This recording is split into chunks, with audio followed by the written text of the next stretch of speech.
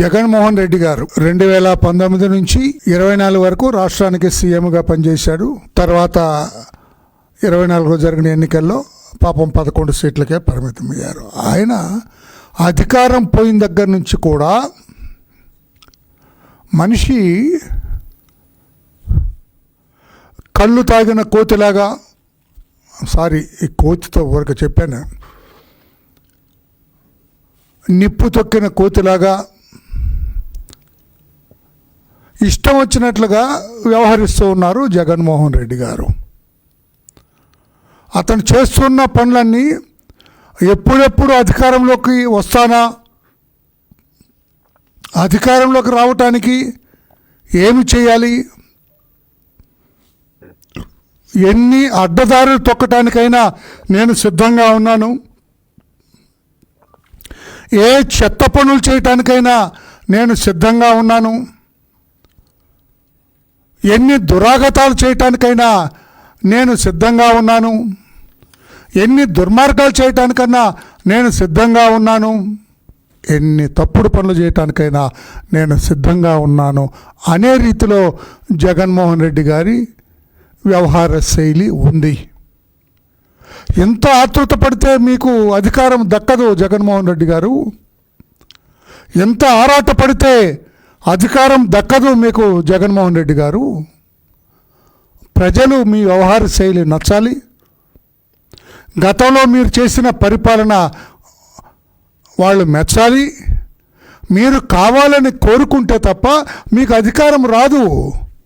మీరు ఎన్ని తప్పుడు పనులు చేసినా, ఎన్ని దుర్మార్గాలు చేసినా మీకు అధికారం రాదు. అందుకే ఏదో రకంగా అధికారంలోకి రావటం కోసం ఈనాడు జగన్మోహన్ రెడ్డి గారు ఎన్ని తప్పుటడుగులు వేస్తున్నాడు. తప్పటడుగులు అంటలేదు, తప్పటడుగు ఈజ్ డిఫరెంట్ ఫ్రమ్ తప్పుటడుగులు. తప్పుటడుగులు వేస్తూ ఉన్నాడు. మత కల్లోలు సృష్టించటం ప్రధాన లక్ష్యంగా పెట్టుకున్నాడు జగన్మోహన్. పాత్రికేయ సోదరులారా, మీరు దయచేసి వినాలి. మత కల్లోలాలు సృష్టించటం రాష్ట్రంలో ప్రధాన లక్ష్యంగా పెట్టుకున్నాడు టు రీచ్ ది పవర్. అధికారంలోకి రావటానికి మత కల్లోలు సృష్టించటానికే పెట్టుకున్నాడు. ప్రాంతీయ విభేదాలు సృష్టిస్తున్నాడు. తెలంగాణ, కోస్తా, ఉత్తరాంధ్ర, ఈ రకంగా ప్రాంతీయవాదం, కులఘర్షణలు కూడా ఈయన బీజం నాటుతున్నాడు. ఎప్పుడూ లేదు ఆంధ్రప్రదేశ్ రాష్ట్రంలో. సెక్యులరిజానికి ప్రాధాన్యత ఇచ్చే ఆంధ్రప్రదేశ్ రాష్ట్రంలో గౌరవ ముఖ్యమంత్రి గారు చంద్రబాబు నాయుడు గారు ఉన్నప్పుడు గతంలో ఎప్పుడు కూడా సెక్యులరిజానికి ఎక్కడ భంగం కలగలేదు. తెలంగాణ ఉమ్మడి రాష్ట్రానికి సీఎంగా ఉన్నప్పుడు కూడా హైదరాబాద్ ఓల్డ్ సిటీలో మత కల్లోలాలు రెచ్చగొడితే ఇనుప పాదంతో కంట్రోల్ చేశారు. ఓల్డ్ సిటీ కూడా చంద్రబాబు వైపు తిరిగారు. ఆ రోజున రాష్ట్ర ప్రజలందరూ కూడా చంద్రబాబు గారికి జేజేలు కొట్టినారు మత కల్లోలాలు కంట్రోల్ చేసిన విధానానికి. ఇప్పుడు కూడా చంద్రబాబు నాయుడు గారే ముఖ్యమంత్రిగా ఉన్నారు. మీ ఆటలు సాగవు జగన్మోహన్ రెడ్డి గారు అని చెప్పి నేను అంటున్నా. అందుకే ఈరోజు నేను ప్రెస్కి ఇక్కడ కూర్చున్న నేపథ్యం, రాష్ట్రంలోని దళితులారా, జగన్మోహన్ రెడ్డి మాయలో పడకండి. మై రిక్వెస్ట్, ఈ రోజున దళిత వర్గాలకి, దళిత నాయకులకి, ఇతర పార్టీలో ఉన్న దళిత నాయకులకి నేను విజ్ఞప్తి చేస్తూ ఉన్నా, జగన్మోహన్ రెడ్డి అనే మోసకారి వలలో, ఆయన మాయలో పడకండి దళిత సోదరులారా.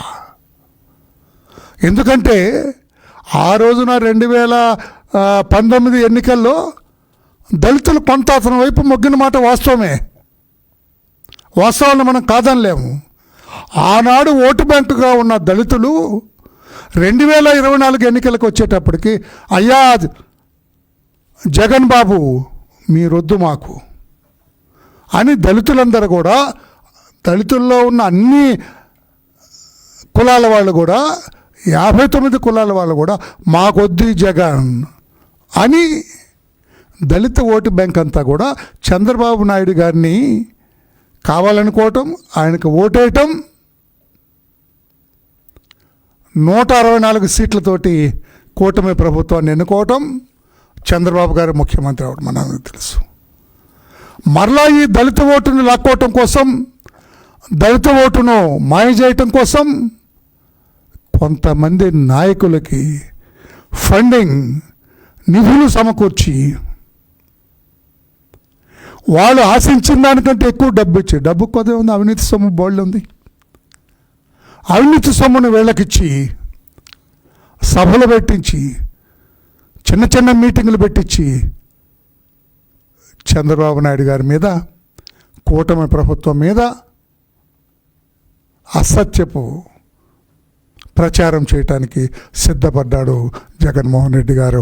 అందుకే దళిత సోదరులారా, ఈ జగన్మోహన్ రెడ్డి మాయలో మీరు పడకండి. ఆయన తన స్వలాభం కోసం, తాను అధికారంలోకి రావటం కోసం ఎంతమందిని బలి తీసుకోవటానికి కూడా సిద్ధపడ్డాడు. ఈరోజునేంటి అతను అరెస్ట్ అయ్యాడు. అతని పేరేమి? జోసెఫ్, బచ్చలకూరి జోసెఫ్, ఏదో వాడేదో ఆ పేరు రావణం అదేదో పెట్టుకున్నాడు. ఎవరు అతను? ఎవరి తరఫున మాట్లాడుతున్నాడు రాష్ట్రంలో? జగన్మోహన్ రెడ్డి గారు మీ తరఫున కాదా? మీ తరఫున కాదా? అతని తరఫున మీరు ట్వీట్ చేస్తారా? ఎక్స్లో మాట్లాడతారా? అతను మంచివాడని సర్టిఫికెట్ ఇస్తారా? అతను మాట్లాడిన మాటలు విన్నారా? మీరు మీ మాటలకి, మీ చేష్టలకి ఏమైనా పొంతనుందా? పత్రికా సోదరుడు, నేను గట్టిగా మాట్లాడాలనే ఉద్దేశం కాదు, అందరికీ తెలియాలి, ప్రజలకు తెలియాలి. ఆయన కొత్తగా ఏమంటున్నాడు? హే రామ్, జగన్మోహన్ రెడ్డి గారు, హే రామ్, రాష్ట్రాన్ని రక్షించు, మన రాష్ట్రాన్ని రాముడు శ్రీరామచంద్రుడు రక్షించాలట అని ఎవరు అంటున్నారు? జగన్మోహన్ రెడ్డి గారు. ఎవరు జగన్మోహన్ రెడ్డి? హే రామ్, హే రామ్కి జగన్మోహన్ రెడ్డికి ఏంటి సంబంధం? జగన్మోహన్ రెడ్డి అని హిందువా? శ్రీరామచంద్రుడి భక్తుడా? అంటే రాజకీయం కోసం దేనికైనా తెగబడతాడు అతను, దేనికైనా దిగజారుతాడు. అతను క్రైస్తవుడని అందరికీ తెలుసు. పులివెందల సిఎస్ఐ చర్చిలో అతని మెంబర్ అని తెలుసు. ఇడుపులపాయ సిఎస్ఐ చర్చిలో అతను సభ్యుడని తెలుసు. క్రైస్తత్వాన్ని 100% పాటించే వ్యక్తి. ఈ హే రామ్ ఎక్కడి నుంచి వచ్చాడు ఇప్పుడు? జగన్మోహన్ రెడ్డి గారు హే రామ్ ఎట్లా వచ్చాడు? ఆ హే రామ్ని నోటికి వచ్చినట్టుగా మాట్లాడేవాడు కదా ఈ రావణ్. జోసెఫ్ ఎవరైతే ఉన్నారో ఇప్పుడు జైలుకి వెళ్ళాడు, రిమాండ్లో ఉన్నాడు నెల్లూరు జిల్లాలో. అతను శ్రీరామచంద్రుడిని, హిందూ మతాన్ని ఎంత ఘోరంగా నీచంగా మాట్లాడుతున్నాడు. వినరాని వ్రాయరాని బూతులు కదా అతను మాట్లాడుతున్నాడు హిందుత్వ గురించి. మరి శ్రీరామచంద్రుని తిట్టేవాడిని హే రామని నువ్వు మాట్లాడుతూ రాష్ట్రాన్ని రక్షించమంటూ వీడికి ఎట్లా మద్దతు పలుకుతావు? అందుకే దళిత సోదరులారా ఆలోచించండి, జగన్మోహన్ రెడ్డి మాయలో పడకండి. దళితులంటే అతనికి ఇష్టం లేదు. మీకు ఉదాహరణలు కూడా ఇస్తాను నేను. దళితుల్ని పక్కన కూర్చోబెట్టుకోవడానికి కూడా అతనికి ఇష్టం లేదు. మేము రోజు చంద్రబాబు గారి పక్కన కూర్చుంటాం. ప్రతిరోజు చంద్రబాబు గారి ఆలోచనల్లో మేము పాల్పంచుకుంటాం. నేను అడుగుతున్న జగన్ పార్టీలో ఉన్న దళిత నాయకులందరినీ, ఎప్పుడన్నా మిమ్మల్ని పిలిచి మాట్లాడా? ఇది చేయబోతున్నానని ఎప్పుడన్నా మీతో మాట్లాడా? డిస్కస్ చేశాడా? దళితులంటే అతనికి ఇష్టం లేదు. ముఖస్థుతికి మీతో మాట్లాడతాడు తప్పితే వేరే కాదు. ఇప్పుడు ఓటు బ్యాంకు కోసం దళితులు మాట చేస్తున్నాడు. ఇంకా ఎవరెవరితో మీటింగులు పెట్టిస్తాడు, ఎక్కడెక్కడో మీటింగులు పెట్టిస్తాడు, ఏదేదో మాట్లాడిస్తున్నాడు. ఈ మీటింగులన్నిటికీ నువ్వు కదా పెట్టుబడి పెడుతుంది, ఫండ్స్ ఇస్తుంది మీరు కదా. చెప్పండి, గుండమే చేసుకొని ఆ మీటింగ్ పెట్టేవాళ్ళు చెప్పమనండి. ఎవరు మీ వెనకుండా నడిపిస్తుంది? జగన్ కాదా? ఈ సభలు సమావేశాలు నడిపిస్తున్నది ఎవరు? జగన్ కాదా? ఆ పార్టీ వాళ్ళు కాదా? మీకు ఫండ్స్ ఎక్కడి నుంచి వస్తున్నాయి? అతనిచ్చింది కాదా? ఇంకా ఈ మధ్య కొంతమంది తీసేసిన తహసీల్దారులు తయారయ్యారు రిటైర్ అయిన తర్వాత. వీళ్ళంతా నేను వాళ్ళ పేర్లు చెప్పదలుచుకోలేదు, పేర్లు చెప్పను నేను, అందరికీ తెలుసు కదా వాస్తవాలు, మీ కళ్ళతో మీరే చూస్తూ ఉన్నారు. ఆ తీసేసిన తహసీల్దారులు వచ్చి ఇష్టం వచ్చినట్టు మాట్లాడతారు. జగన్ లాంటి మహానాయకుడు లేడన్నారు. ఏ రకంగా, ఏ రీతిలో మీకు మహానాయకుడిలాగా కనపడ్డా? పెద్ద పెద్ద చదువులు చదివారు, పెద్ద పెద్ద ఉద్యోగాలు చేశారు. మీరు రాజకీయంగా పైకి రావాలి, మంచి పదవిలో రావాలని కోరుకోవటం తప్పులేదు. కానీ కులాన్ని, మనల్ని నమ్ముకున్న వాళ్ళని మోసం చేయటం మంచిది కాదు. జగన్ లాంటి దళిత వ్యతిరేకికి అనుకూలంగా మాట్లాడటం మంచిది కాదు అని చెప్పి కూడా మీ అందరూ, అందుకే దళిత నాయకులారా, దళిత వాదులారా, జగన్మోహన్ రెడ్డి మాయలో పడకండి అని చెప్పి కూడా నేను తెలియజేస్తున్నా. డీటెయిల్స్లోకి వెళ్ళను నేను. మీ అందరికీ తెలుసు జగన్ ఈరోజు ఎందుకు పిలుస్తున్నాడు. ఇప్పుడు పాము కప్పతో స్నేహం చేస్తుందా? పాము కప్పతో స్నేహం చేస్తుందా? ఏ రోజైనా కప్పని మింగుతుంది పాము. నోరు తెరిస్తే కప్పని వేసేస్తుంది. జగన్మోహన్ రెడ్డితో ఉన్న దళితుల పరిస్థితి కూడా అదే. నోరు తెరిచిన పాము, విషం చిమ్మే పాము, ఉచ్చనీచాలు లేకుండా తన గుడ్లను తానే తినే పాము. ఎంత ప్రేమగా నటించినా, ఎంత నీతో ఉన్నట్టుగా నటించినా పాముని నమ్మటానికి వీల్లేదు. అది మన వ్యతిరేకి. ఆ పాము ఎప్పుడైనా కాటేస్తుంది నిన్ను. అందుకే దళిత సోదరులారా, మీ అందరికీ నేనే విజ్ఞప్తి చేస్తూ ఉన్నా. ఏదో ప్రేమ ఉన్నట్టుగా వెళ్తున్నాడు ఆయన, ఏదో ప్రేమ ఉన్నట్టుగా వెళ్తున్నాడు. వాళ్ళని వీళ్ళని ఏదో మని ఏదో సామెతలాగా తల్లికి ఒక ముద్ద అన్నం పెట్టలేడు కానీ పిన్నమ్మకి బంగారు గాజులు చేయిస్తా అంట. తల్లికి ముద్ద అన్నం పెట్టడు కానీ పిన్న తల్లికి బంగారు. అందరి దగ్గరికి తిరుగుతూ ఎవరు వస్తారు, ఈరోజు ఎవరు వచ్చారు అని అడుగుతున్నా అంట జగన్మోహన్. ఎందుకు సార్ అంటే వెళ్ళి పలకరిస్తా అన్న. ఏంటి నువ్వు పలకరించేది? మొన్న ఎవరు మా దళిత నాయకుడు, అతని ఇంటికి వెళ్ళావు. బతుకున్నప్పుడు ఎప్పుడన్నా ఇబ్బంది పడ్డ దళితుడి ఇంటికి వెళ్ళావా మిస్టర్ జగన్మోహన్ రెడ్డి? నీ కాన్స్టిట్యుయెన్సీలో, పులివెందుల కాన్స్టిట్యుయెన్సీలో నాగమ్మని ఒక దళిత మహిళ, మాదిరి కులానికి చెందిన మహిళని పొలానికి వెళ్తే కేస్తే నదురుగా ఉన్నది మనిషి అని, నదురుగా అంటే చూడటానికి శుభ్రంగా ఉందానండి జగన్మోహన్ రెడ్డి. మీకు అర్థమయ్యే భాష. ఆమెను మానభంగం చేసి చంపితే నీ నియోజకవర్గం దళిత మహిళ, నువ్వు ఓటు బ్యాంకుగా వాడుకున్న మహిళ, వెళ్ళొద్దు నువ్వు కాన్స్టిట్యున్సీ ఎమ్మెల్యేగా? నీ కాన్స్టిట్యున్సీ కదా అమ్మాయి. అక్కడికి వెళ్ళలేదు కానీ ఇక్కడికి వస్తావా? ఒక దళితుడిని పలకరిస్తావా?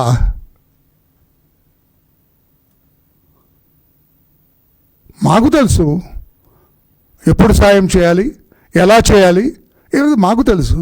నీకే వెళ్ళొచ్చు, నీకంటే రాజకీయం. దళితుడి దగ్గరికి వచ్చేది ప్రేమ, కపట ప్రేమ అనేది. దళితుడిని పరామర్శిస్తే కపట ప్రేమ. అతనెవరో చనిపోతే అక్కడికి వెళ్తావు నువ్వు. అంటే you are waiting for a dead body everyday. ప్రతిరోజు ఒక శవం కోసం చూస్తున్నారా జగన్మోహన్ రెడ్డి గారు? సరైంది కాదు. ఈ రకంగా మత విద్వేషాలు, కుల తగాదాలు, కుట్రలు